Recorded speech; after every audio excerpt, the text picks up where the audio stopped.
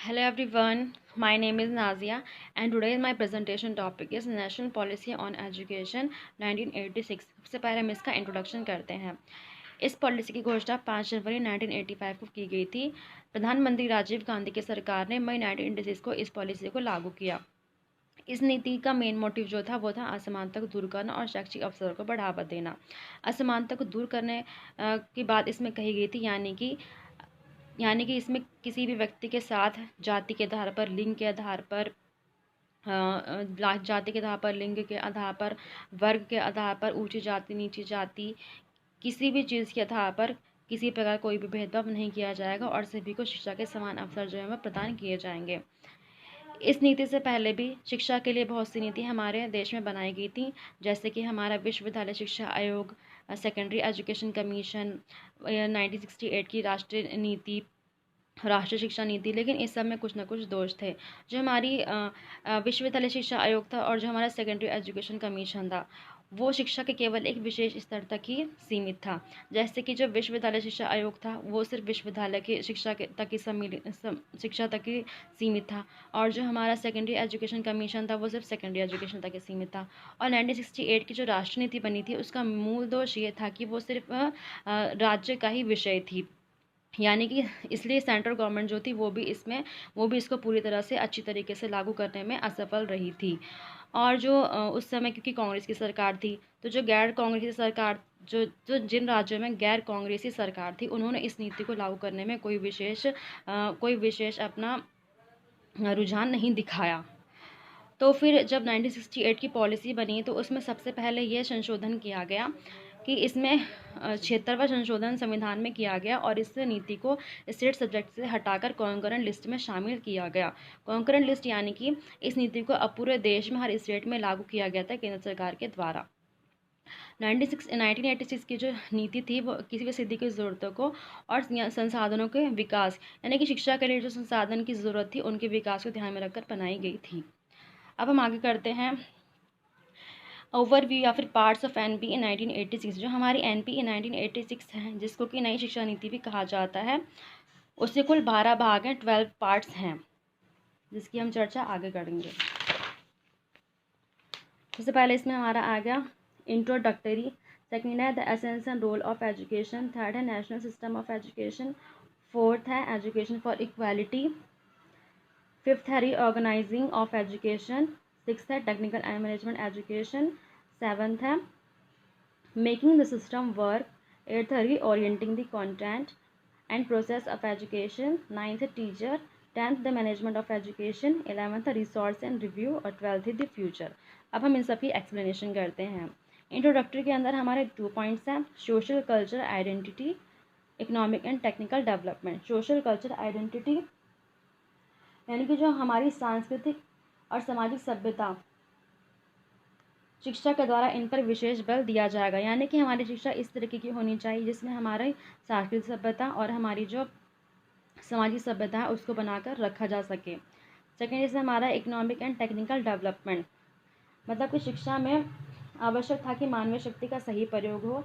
यह तभी संभव था जब समाज के लोगों को उचित शिक्षा जो है वो प्रदान की जाएगी।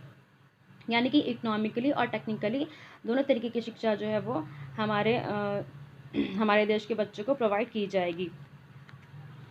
इसमें सेकंड पॉइंट है हमारा the essence and role of education, education essential for all. Education था वो सभी के लिए अनिवार्य था। इसमें व्यक्ति की इंटेलेक्चुअल डेवलपमेंट, ओवरऑल डेवलपमेंट के लिए यह बहुत ही उपयोगी थी। स्त्री पुरुष सभी के लिए यह बहुत उपयोगी थी, इसीलिए इसको पूरे देश में लागू किया गया। कॉम्प्रिहेंसिव रोल, शिक्षा की प्रत्येक क्षेत्र में बहुत ही व्यापक भूमिका है। यह हमारी राष्ट्रीय एकता के महत्व को जागृत करने के लिए और एक सुंदर भविष्य निर्माण करने के लिए, सुंदर भविष्य का, सुंदर देश का निर्माण करने के लिए जो हमारी शिक्षा है बहुत ही उपयोगी है। इसकी बात इसमें कही गई थी। तो थर्ड पॉइंट इसमें हमारा आता है डेवलपमेंट ऑफ मैन पावर, मानवीय शक्ति का विकास। इसमें बात कही गई थी कि मानवीय शक्ति का विकास जो है वो देश के लिए बहुत ही उपयोगी है। मानवीय शक्ति के विकास के बिना हम देश की उन्नति की कल्पना भी नहीं कर सकते हैं। इसमें बात कही गई थी कि मानवीय शक्ति का विकास जो है हर क्षेत्र में, हर क्षेत्र के विकास के लिए, हर स्टेट के विकास के लिए, पूरे देश के विकास के लिए बहुत ही उपयोगी है। मानवीय शक्ति के विकास के लिए बहुत से प्रोग्राम जो है इस नीति के अंतर्गत चलाए गए थे, जैसे कि वोकेशनल एजुकेशन, वोकेशनल ट्रेनिंग उनको दी गई थी ताकि वो अपनी मानवीय शक्ति को विकसित कर सकें, अपनी स्किल्स को डेवलप कर सकें। फोर्थ पॉइंट इसमें हमारा आता है यूनिक इन्वेस्टमेंट। शिक्षा को जो है इसके अंतर्गत एक यूनिक इन्वेस्टमेंट बताया गया था। फ्यूचर में इससे इनकम जनरेट करने के लिए शिक्षा को एक यूनिक इन्वेस्टमेंट, शिक्षा में इन्वेस्टमेंट करना बहुत ही ज़रूरी बताया गया था इस नीति के अंतर्गत। और इसमें बताया गया था कि यदि हम वर्तमान में शिक्षा के अंतर्गत शिक्षा पर कुछ व्यय करते हैं तो हमें भविष्य में कुछ ना कुछ लाभ अवश्य प्रदान करेगी। देश को आत्मनिर्भर बनाने के लिए, इंडिविजुअल को आत्मनिर्भर बनाने के लिए जो शिक्षा में इन्वेस्टमेंट है वो बहुत ही आवश्यक है। ये रिकमेंडेशन इसके अंतर्गत दी गई थी। थर्ड पॉइंट इसमें हमारा आता है national system of education, concept of national system of education. इसके अंतर्गत ये बात कही गई थी कि सभी बच्चों को जाति, नस्ल, धर्म, लिंग, जन्म, स्थानीय अन्य किसी भेदभाव से मुक्त होकर उनको क्वालिटी शिक्षा प्रदान करना, यानी कि गुणवत्तापूर्ण शिक्षा उनको प्रदान करना, इस रिकमेंडेशन में ये बात कही गई थी। सेकंड हमारे इसमें पॉइंट आता है एजुकेशनल स्ट्रक्चर 10+2+3। इसमें ये बात कही गई थी कि पूरे देश में एजुकेशन का स्ट्रक्चर, जो एजुकेशन का ढांचा है, शैक्षिक ढांचा है, जो वो एक जैसा होना चाहिए। 10+2+3 यानी कि शिक्षा के आरंभिक 10 वर्षों में शिक्षा के अंतर्गत आने वाली हर रुकावट को इसमें दूर करने का प्रावधान किया गया था। इसमें कहा गया था कि आरंभिक 10 वर्षों में, यानी कि 1st to 5th primary education और 6th to 8th middle education और 9 to 10th 2 ईयर्स की इसमें हमारी होती है हायर एजुकेशन, यानी कि आरंभिक 1st to 10th तक शिक्षा में आने वाली हर रुकावट को दूर करने पर इसमें विशेष बल दिया गया था। और जो +2 है इसका मतलब 11th 12th, और जो +3 है इसका मतलब कॉलेज, यूनिवर्सिटी एजुकेशन या कॉलेज एजुकेशन, डिग्री एजुकेशन। इसमें इस सब की विकास की बात कही गई थी। थर्ड इसमें हमारा पॉइंट आता है नेशनल रिस्पॉन्सिबिलिटी। यह उत्तरदायी इसमें निर्धारित किया गया कि शैक्षिक ढांचे में यदि परिवर्तन किया जाता है तो असमानताओं को कम करना, यूनिवर्सलाइजेशन ऑफ एलिमेंट्री एजुकेशन, मतलब कि एलिमेंट्री एजुकेशन को पूरे देश में लागू करना, वोकेशनल एजुकेशन के लिए प्रोग्राम बनाना, तकनीकी खोज और इसका विकास करने की बात इसके अंतर्गत कही गई थी। यानी कि ये सब रिस्पॉन्सिबिलिटी एक राष्ट्रीय रिस्पॉन्सिबिलिटी है और हर नागरिक को ये रिस्पॉन्सिबिलिटी अपनी समझनी चाहिए। फोर्थ पॉइंट इसमें आ जाएगा education for equality, education for women equality, education for scheduled tribes, education for minorities and handicap, और फोर्थ है इसमें adult education. Education for women equality, स्त्रियों की स्थिति में सुधार करने के लिए, उनके स्तर को ऊंचा उठाने के लिए, स्त्रियों की निरक्षरता को दूर करना इस नीति का बहुत ही महत्वपूर्ण उद्देश्य था। उन्हें वोकेशनल ट्रेनिंग प्रोवाइड करना, उनकी शिक्षा में समानता लाना इस नीति का मेन उद्देश्य था, ताकि स्त्रियों को शिक्षा में समान अवसर मिल सके। सेकेंड पॉइंट है एजुकेशन फॉर शेड्यूल्ड ट्राइब्स, जो हमारी पिछड़ी जाति, अनुसूचित जाति हैं और जो लोग पहाड़ी क्षेत्रों में रहते हैं, उन सभी को बिना किसी भेदभाव के, चाहे वो बिना किसी भेदभाव के शिक्षा उपलब्ध कराना इसका मेन मोटिव था। Education for minorities and handicap, जो अल्पसंख्यक हैं, चाहे वो किसी भी समुदाय से संबंध रखते हो, उनके लिए शिक्षा में, इसके अंतर्गत शिक्षा के लिए उनके लिए प्रोविज़न बनाया गया था। उनको कहीं पर भी अपने आप से इंस्टीट्यूशन खोलने का अधिकार इसमें दिया गया था और इसके लिए वे सरकार भी उनके सहायता करेगी, इसका प्रोविज़न भी इसमें किया गया था। And handicapped, education for handicap, यानी कि इसमें हैंडीकैप्ड जो अपंग बच्चे थे उनके लिए भी इसमें रिकमेंडेशन दी गई थी। ये बात इसमें कही गई थी कि जो कि बहुत कम अपंग हैं तो उनके लिए कॉमन स्कूल होने चाहिए, यानी कि जो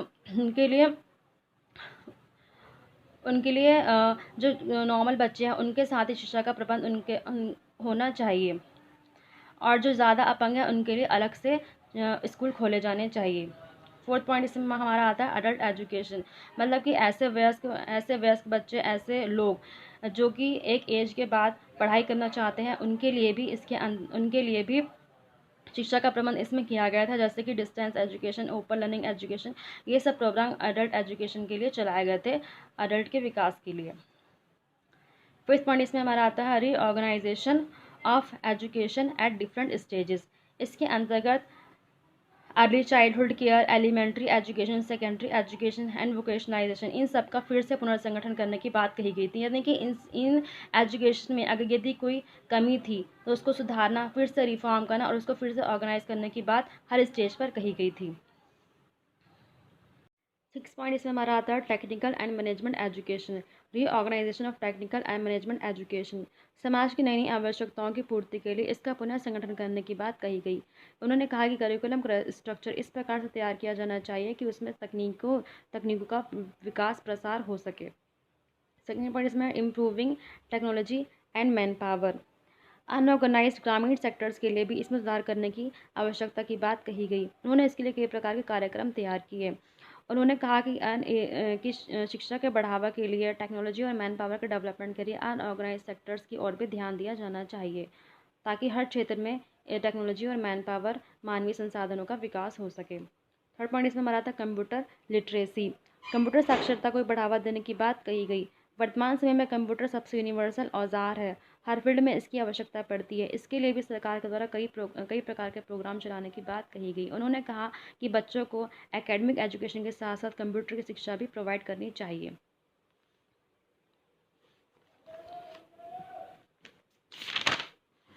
सेवंथ पॉइंट इसमें हमारा आता है मेकिंग द सिस्टम वर्क। मतलब कि फर्स्ट पॉइंट इसमें प्रॉपर इन्वायरमेंट। सिस्टम को अच्छे से वर्क करने के लिए, शिक्षा की जो प्रणाली है उसको अच्छे से कार्य करने के लिए बच्चों को प्रॉपर इन्वायरमेंट प्रदान करना चाहिए। बच्चों को ऐसा इन्वायरमेंट प्रदान करना चाहिए जहाँ पर वो फ्रीली अपनी एबिलिटीज़, अपनी स्किल्स को सबके सामने प्रस्तुत कर सकें, अपनी क्रिएटिविटी को सबके सामने प्रस्तुत कर सकें। बच्चों को ऐसा इन्वायरमेंट प्रदान करनी चाहिए जहाँ पर उनको देश के प्रति जागरूक किया जा सके, देश के प्रति उनकी भावनाओं को, देश के प्रति उनकी प्रेम को बढ़ाया जा सके। उनको ऐसा इन्वायरमेंट जो है वो प्रोवाइड करना चाहिए। सेकंड पॉइंट इसमें हमारा आता है रोल ऑफ टीचर। टीचर के द्वारा बच्चों को क्वालिटी एजुकेशन प्रोवाइड करनी चाहिए। बच्चों को इस तरीके की एजुकेशन प्रोवाइड की जानी चाहिए जिससे कि बच्चे अपनी क्रिएटिविटी को सबके सामने रख सके। और टीचर को भी बहुत ही एफिशिएंसी के साथ बच्चों को पढ़ाना चाहिए और बच्चों को भी बहुत ही लगन के साथ टीचर को सुनना और समझना चाहिए। थर्ड पॉइंट इसमें है strategy for making system work. इसमें सिस्टम को चलाने के लिए स्ट्रैटेजीज बनाई गई, जैसे कि टीचर की strategy for making system work, जैसे कि इसमें टीचर्स को प्रमोट करना, अगर वो अच्छे से बच्चों को पढ़ाती है तो उनको प्रमोट करना, उनके एजुकेशन के अकॉर्डिंग उनको प्रमोट करना।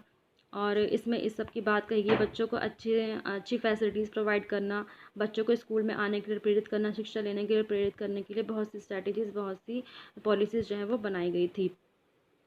थर्ड पॉइंट इसमें हमारा आता है reorienting the content and process of education. Culture of content यानी कि हमारा जो कंटेंट है उसके अंदर हमारा जो कंटेंट है उसके अंदर हमारी सभ्यता, भारतीय सभ्यता को बनाकर रखा जाना चाहिए। इसकी प्रचार प्रसार में अगर कोई रुकावट आती है तो उसको तकनीकों के द्वारा दूर किया जाने का प्रयास किया जाना चाहिए।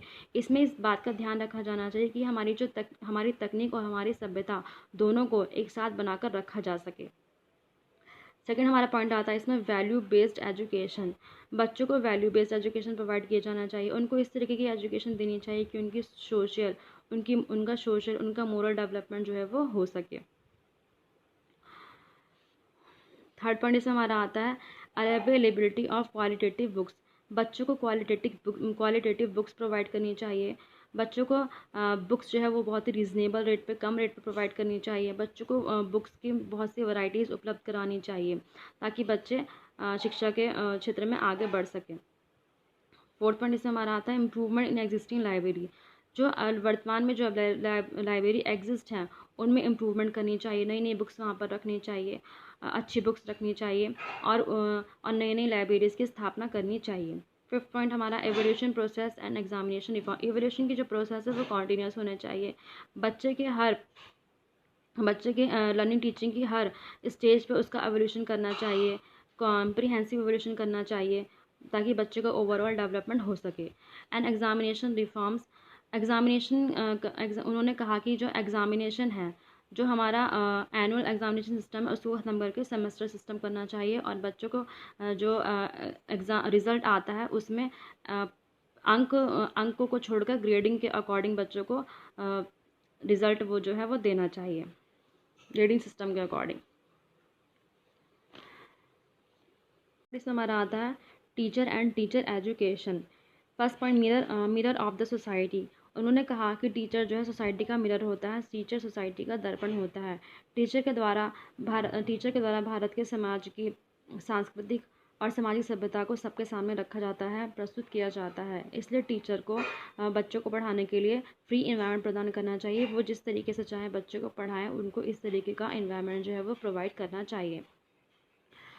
Second point, recruitment and service condition. Teacher को भर्ती करते समय टीचर के क्वालिफिकेशन, उसकी क्वालिटीज़, उसकी स्किल्स को ध्यान में रखकर टीचर को भर्ती करना चाहिए। एंड सर्विस कंडीशन, टीचर के कार्य की सेवा शर्तें जो हैं वो बहुत ही रिगिड नहीं होनी चाहिए, जैसे कि उसके ट्रांसफ़र की शर्तें, प्रमोशन की शर्तें, रिक्रूटमेंट की शर्तें, ये सब शर्तें जो हैं वो फ्लेक्सिबल होनी चाहिए, जिसमें चेंज किया जा सके। थर्ड पॉइंट इसमें हमारा था ओवरऑल टीचर एजुकेशन। टीचर की एजुकेशन का पुनः निरीक्षण करना टाइम टू टाइम, चाहे वो टीचर इन सर्विस में हो या फिर प्री सर्विस में हो, उसकी एजुकेशन का वो किस तरीके से टीच कर रही है, वो किस तरीके से बच्चों को पढ़ा रही है, इस बात का पुनः निरीक्षण, जाँच इसकी होनी चाहिए। फोर्थ हमारा ट्रेनिंग इंस्टीट्यूट। ट्रेनिंग इंस्टीट्यूट जगह जगह स्टेट में, हर स्टेट में, हर डिस्ट्रिक्ट में ट्रेनिंग इंस्टीट्यूट जो है वो खोले जाने चाहिए, जहाँ पर टीचर जो है जहाँ पर टीचर परिस्थिति के अकॉर्डिंग अगर कोई चेंज होता है तो उसमें चेंज करके अपनी जो टीचिंग की एफिशिएंसी है उसको बढ़ा सके। 10th पॉइंट इसमें हमारा आता है the management of education. Management of education के अंतर्गत ये बात कही, इसके लिए नेशनल लेवल पर, डिस्ट्रिक्ट लेवल पर, स्टेट लेवल पर एजेंसी में बहुत से बोर्ड्स जो हैं वो निर्धारित किए गए, जिनको की शिक्षा के प्रबंध करना, उसका प्रचार करना, उसका प्रसार करने की जिम्मेदारी जो है इन बोर्ड्स को सौंपी गई थी। मैनेजमेंट एट नेशनल लेवल पर केंद्रीय शिक्षा परामर्श बोर्ड की स्थापना की गई थी। एट डिस्ट्रिक्ट लेवल इस पर डिस्ट्रिक्ट बोर्ड ऑफ एजुकेशन की स्थापना की गई थी। एट स्टेट लेवल इस पर स्टेट एडवाइजरी बोर्ड की स्थापना की गई थी। और एजेंसीज़ में जैसे कि हमारे सामाजिक कार्यकर्ता या फिर आसपास की एजेंसीज़, उनको ये कार्य सौंपा गया था कि वो शिक्षा में आने वाली परेशानियों को दूर करें और उसका प्रचार प्रसार करें। इन सब की जिम्मेदारी इन बोर्ड्स को सौंपी गई थी। 11th हमारे इसमें आता है रिसोर्स एंड रिव्यू। अब बात करते हैं कि जो हमने ये सब बात कही, इसके लिए फ़ंड कहाँ से आएगा, शिक्षा के विकास के लिए फ़ंड फ़ंड जो है कहाँ से आएगा। इसके लिए शेयर ऑफ नेशनल इनकम, उन्होंने इस नीति में बात कही गई कि जो हमारी जीडीपी है उसका 6% जो है वो शिक्षा के ऊपर व्यय किया जाएगा। अदर रिसोर्सेज जैसे कि सब्सक्रिप्शन, चंदे से भी शिक्षा के फ़ंड को जो है वो पूरा किया जा सकता है। ये हमारे जीडीपी के एडिशनल है। रिव्यू, हर 5 साल में इसका जो है रिव्यू लिया जाएगा। इस पॉलिसी के बारे में हर 5 साल के बाद पुनः निरीक्षण किया जाएगा कि पॉलिसी किस प्रकार से कार्य कर रही है, पॉलिसी में जो दिशा निर्देश दिए गए थे वो फॉलो किए जा रहे हैं या नहीं किए जा रहे हैं, इस बात का निरीक्षण किया जाएगा। 12th पॉइंट इसमें हमारा आता है द फ्यूचर। यह आशा की गई कि जटिलताओं के रहते हुए भी यह पॉलिसी भविष्य में अच्छा कार्य करेगी, बौद्धिकता तथा आध्यात्मिकता को प्राप्त करेगी। मतलब कि इस पॉलिसी के सामने बहुत सारी डिफ़िकल्टीज़ थी, बहुत सारी कॉम्प्लेक्सिटी थी, फिर भी उन्होंने ये आशा की ये पॉलिसी भविष्य में अच्छा कार्य करेगी और शिक्षा के पथ पर अग्रसर रहकर लोगों को शिक्षित करेगी और देश को उन्नति के पथ पर लेकर जाएगी। Thank you.